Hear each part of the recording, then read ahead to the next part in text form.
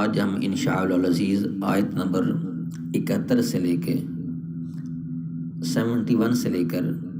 آیت نمبر 80 تک 80 نمبر آیت تک آج ہم پڑھیں گے۔ تو آئیے سب سے پہلے ان 10 آیات کی تلاوت سماعت فرمائیں۔ اعوذ باللہ من الشیطان الرجیم، بسم اللہ الرحمن الرحیم۔ قال إنه يقول إنها بقرة لا ذلول تثير الأرض ولا تسقي الحرث مسلمة لا شية فيها قالوا الآن جئت بالحق فذبحوها وما كادوا يفعلون وإذ قتلتم نفسا فادارأتم فيها والله مخرج ما كنتم تكتمون فقلنا اضربوه ببعضها كذلك يحيي الله الموتى ويريكم آياته لعلكم تعقلون ثم قست قلوبكم من بعد ذلك فهي كالحجارة أو أشد قسوة وإن من الحجارة لما يتفجر منه الأنهار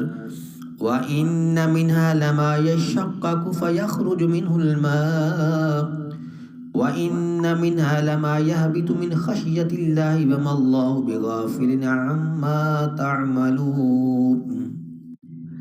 أَفَتَطْمَعُونَ أَنْ يُؤْمِنُوا لَكُمْ وَقَدْ كَانَ فَرِيقٌ مِّنْهُمْ يَسْمَعُونَ كَلَامَ اللَّهِ ثُمَّ يُحَرِّفُونَهُ مِنْ بَعْدِ مَا عَقَلُوهُ وَهُمْ يَعْلَمُونَ وَإِذَا لَقُوا الَّذِينَ آمَنُوا قَالُوا آمَنَّا وَإِذَا خَلَا بَعْضُهُمْ إِلَى بَعْضٍ قَالُوا أَتُحَدِّثُونَهُم بِمَا فَتَحَ اللَّهُ عَلَيْكُمْ لِيُحَاجُّوكُم بِهِ عِندَ رَبِّكُمْ أَفَلَا تَعْقِلُونَ أَوَلَا يَعْلَمُونَ أَنَّ اللَّهَ يَعْلَمُ مَا يُسِرُّونَ وَمَا يُعْلِنُونَ وَمِنْهُمْ أُمِّيُّونَ لَا يَعْلَمُونَ الْكِتَابَ إِلَّا أَمَانِيَّ وَإِنْهُمْ إِلَّا يَظُنُّونَ فَوَيْلٌ لِلَّذِينَ يَكْتُبُونَ الْكِتَابَ بِأَيْدِيهِمْ ثُمَّ يَقُولُونَ هَذَا مِنْ عِنْدِ اللَّهِ لِيَشْتَرُوا بِهِ ثَمَنًا قَلِيلًا فَوَيْلٌ لَهُمْ مِمَّا كَتَبَتْ أَيْدِيهِمْ وَوَيْلٌ لَهُمْ مِمَّا يَكْسِبُونَ وَقَالُوا لَن تَمَسَّنَا النَّارُ إِلَّا أَيَّامًا مَّعْدُودَةً قُلْ أَتَّخَذْتُمْ عِندَ اللَّهِ عَهْدًا فَلَن يُخْلِفَ اللَّهُ عَهْدَهُ أَمْ تَقُولُونَ عَلَى اللَّهِ مَا لَا تَعْلَمُونَ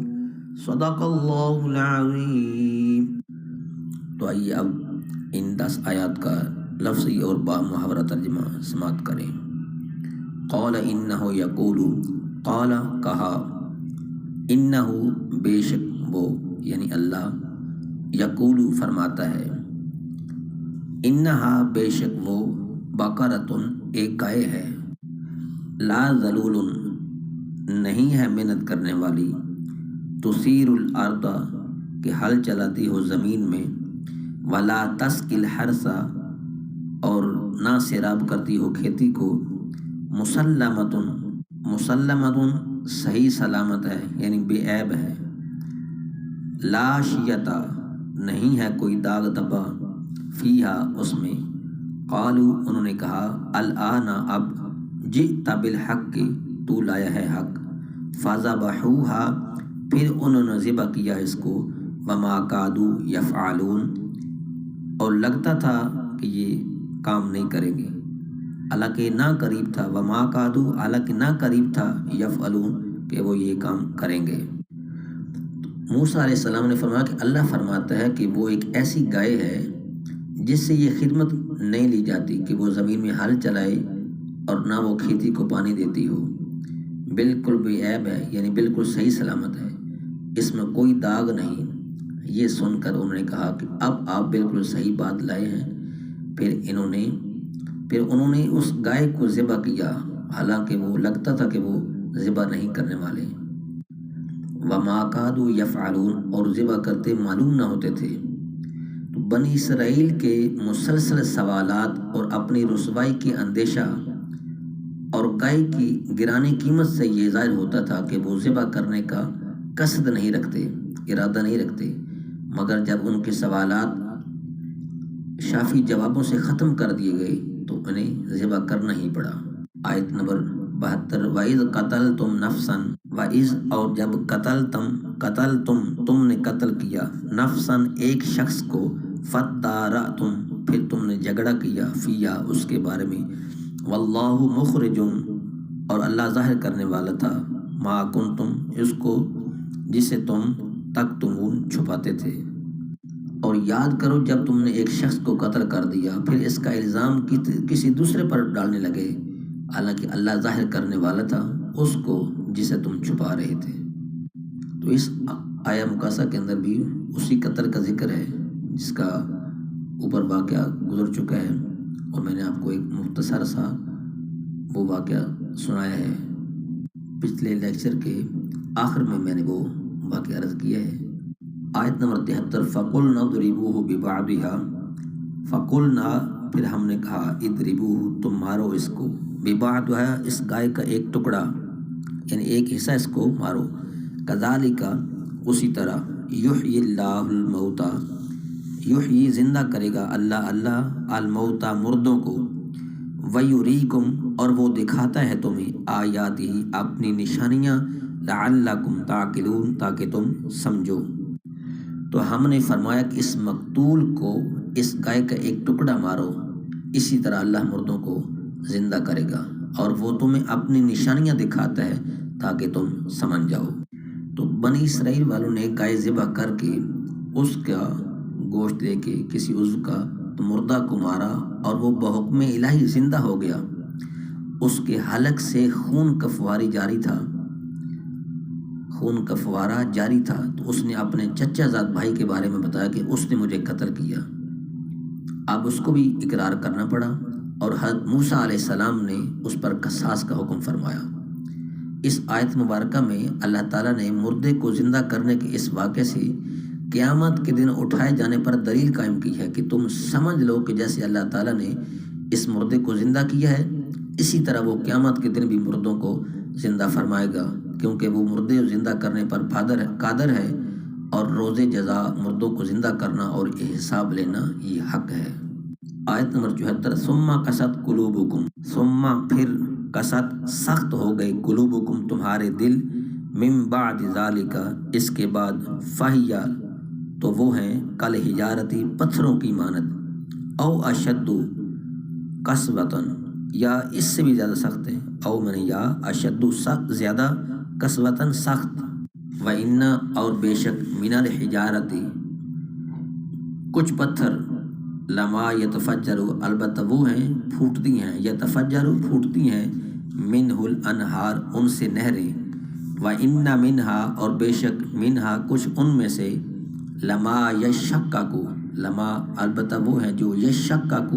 پھٹ پڑتے ہیں، فیخرج پھر نکلتا ہے، منہ الماء ان سے پانی نکلتا ہے، وَإِنَّ اور بے شک منہا کچھ ان میں سے، لما یقیناً وہ ہیں جو یہبطو گر پڑتے ہیں، من خشیت اللہ کے ڈر سے، وَمَا اللَّهُ بِغَافِلٍ عَمَّا تَعْمَلُونَ وَمَا اللَّهُ اور نہیں ہے اللہ بِغَافِلٍ غافل، عَمَّا اس سے جو تعملون تم عمل کرتے ہو۔ پھر اس کے بعد تمہارے دل سخت ہو گئی تو وہ پتھروں کی طرح ہیں، بلکہ ان سے بھی زیادہ سخت ہیں، اور پتھروں میں تو کچھ وہ ہیں جن سے ندیاں بہہ نکلتی ہیں، اور کچھ وہ ہیں کہ جب پھٹ جاتے ہیں تو ان سے پانی نکلتا ہے، اور کچھ وہ ہیں جو اللہ کے ڈر سے گر پڑتے ہیں، اور اللہ تمہارے اعمال سے غافل نہیں ہے، بے خبر نہیں ہے۔ اس آیت کے حوالے سے میں دو باتیں آپ کے سامنے عرض کرتا ہوں۔ اس آیت کی ایک تفسیر یہ بنتی ہے کہ حضور پر نور صلی اللہ علیہ وآلہ وسلم کے زمانے میں موجود یہودیوں کو مخاطب کر کے فرمایا گیا کہ اپنے آباء و اجداد کے عبرت انگیز واقعات سننے کے بعد تمہارے دل حق بات کو قبول کرنے کے معاملے میں سخت ہو گئے ہیں، اور وہ شدت و سختی میں پتھروں کی طرح ہیں، بلکہ ان سے بھی زیادہ سخت ہیں، کیونکہ پتھر بھی اثر قبول کرتے ہیں، کچھ پتھروں سے ندیاں بہہ نکلتی ہیں۔ دوسری بھی میں مختصراً عرض کروں کہ دوسری تفسیر یہ ہے کہ اس آیت میں بنی اسرائیل کے وہ لوگ مراد ہیں جو حضرت موسیٰ علیہ السلام کے زمانے میں موجود تھے، ان کے بارے میں فرمایا گیا کہ بڑی بڑی نشانیاں اور حضرت موسیٰ علیہ السلام کے معجزات دیکھ کر بھی انہوں نے عبرت حاصل نہ کی، ان کے دل پتھروں کی طرح ہو گئے، بلکہ ان سے بھی زیادہ سخت، کیونکہ پتھر بھی اثر قبول کرتے ہیں کہ ان میں سے کسی سے ندیاں بہہ نکلتی ہیں، کوئی پتھر پھٹ جاتا ہے تو اس سے پانی بہتا ہے، اور کوئی خوف الہی سے گر جاتا ہے جیسے اللہ تعالیٰ کو منظور ہوتا ہے۔ لیکن انسان جسے بے پناہ ادراک و شعور دیا گیا ہے، آواز قوی ہے، عقل کامل ہے، دلائل ظاہر ہیں، عبرت و نصیحت کے مواقع موجود ہیں، لیکن پھر بھی اللہ تعالیٰ کی اطاعت و بندگی کی طرف نہیں آتا۔ یہاں میں ایک اور آپ کے سامنے حدیث پاک عرض کر دیتا ہوں۔ حضرت عبداللہ بن عمر رضی اللہ تعالیٰ عنہ سے روایت ہے کہ حضور صلی اللہ تعالیٰ علیہ وآلہ وسلم نے ارشاد فرمایا کہ اللہ تعالیٰ کے ذکر کے علاوہ زیادہ کلام نہ کیا کرو، کیونکہ اللہ تعالیٰ کے ذکر کے علاوہ کلام کی کثرت دل کو سخت کر دیتی ہے،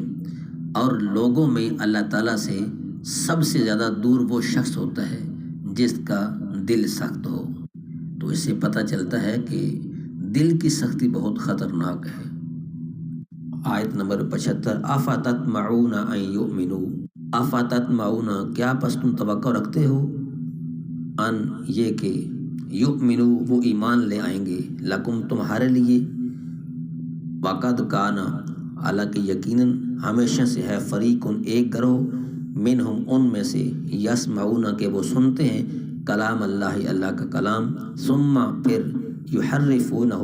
وہ بدل ڈالتے ہیں اس کو، من بعد اس کے بعد، ما عقلوہ کہ وہ سمجھ چکے ہوتے ہیں اسے، وہم یعلمون حالانکہ وہ جانتے ہیں۔ تو اے مسلمانوں، کیا تم یہ امید رکھتے ہو، کیا تم یہ توقع رکھتے ہو کہ یہ تمہاری وجہ سے ایمان لائیں گے؟ حالانکہ ان میں سے ایک گروہ وہ تھا، وہ اللہ کا کلام سنتے تھے اور پھر اسے سمجھ لینے کے بعد جان بوجھ کر بدل دیتے تھے۔ انصار صحابہ کرام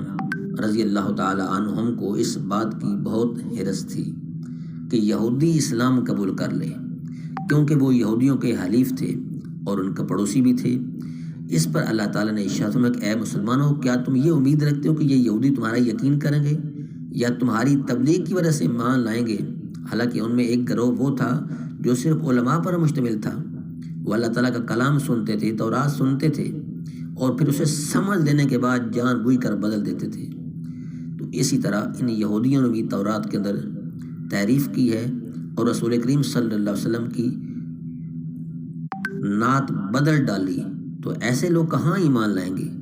لہذا تم ان کے ایمان کی امید نہ رکھو۔ آیت نمبر 75 اور 76، وَإِذَا لَقُوا الَّذِينَ وَإِذَا اور جب لقوا وہ ملتے ہیں، الَّذِينَ ان لوگوں سے جو آمنوا ایمان لائے، قالوا تو کہتے ہیں آمنا ہم ایمان لائے ہیں، وَإِذَا اور جب خلا علیحدہ ہوتا ہے، بعضهم ان کا بعض الی بعض بعض کی طرف، قالوا تو وہ کہتے ہیں اتحدثونہم کیا تم بتاتے ہو ان کو، بما فتح اللہ بما یعنی وہ باتیں جو فتح اللہ کھلی ہیں اللہ نے علیکم تم پر، لیحاجوکم تاکہ وہ جھگڑا کریں تم سے، بہی ان کے ذریعے، عند ربکم تمہارے رب کے پاس، افلا تعقلون کیا پھر تم عقل نہیں رکھتے؟ اولا یعلمون کیا اور نہیں جانتے وہ، ان اللہ بے شک اللہ تعالیٰ یعلم جانتا ہے، ما یسرون جو وہ چھپاتے ہیں، وما یعلنون اور جو وہ ظاہر کرتے ہیں۔ ان دونوں آیت نمبر 76 اور 77 کے بارے میں حضرت عبداللہ بن عباس رضی اللہ تعالی عنہما فرماتے ہیں کہ یہودی منافق جب صحابہ کرام سے ملتے تو ان سے کہتے کہ جس پر تم ایمان لائے ہو اس پر ہم بھی ایمان لائے، تم حق پر ہو اور تمہارے آقا محمد مصطفیٰ صلی اللہ تعالی وسلم سچے ہیں، ان کا قول حق ہے، ان کا قول سچ ہے، ہم ان کی نعت و صفت اپنی کتاب تورات میں پاتے ہیں۔ اور جب یہ اپنے سرداروں کے پاس جاتے ہیں تو ان منافقوں کو ملامت کرتے ہوئے کہتے ہیں کیا تم مسلمانوں کے سامنے ان کے آقا محمد مصطفیٰ صلی اللہ علیہ وآلہ وسلم کے بارے میں وہ باتیں بیان کرتے ہیں جو اللہ تعالیٰ نے تمہاری کتابیں بیان فرمائی ہیں، تاکہ وہ اس کے ذریعے دنیا اور آخرت میں تمہارے اوپر حجت قائم کر دیں کہ جب ہمارے آقا صلی اللہ علیہ وآلہ وسلم کا نبی برحق ہونا تمہاری کتابوں میں موجود ہے تو تم نے ان کی پیروی کیوں نہ کی؟ کیا تمہیں عقل نہیں کہ تمہیں یہ کام نہیں کرنا چاہیے؟ تو اس سے یہ بھی معلوم ہوا کہ حق پوشی اور سرکار دو عالم صلی اللہ علیہ وآلہ وسلم کے اوصاف کو چھپانا اور ان کے کمالات کا انکار کرنا یہ یہودیوں کا طریقہ کار ہے۔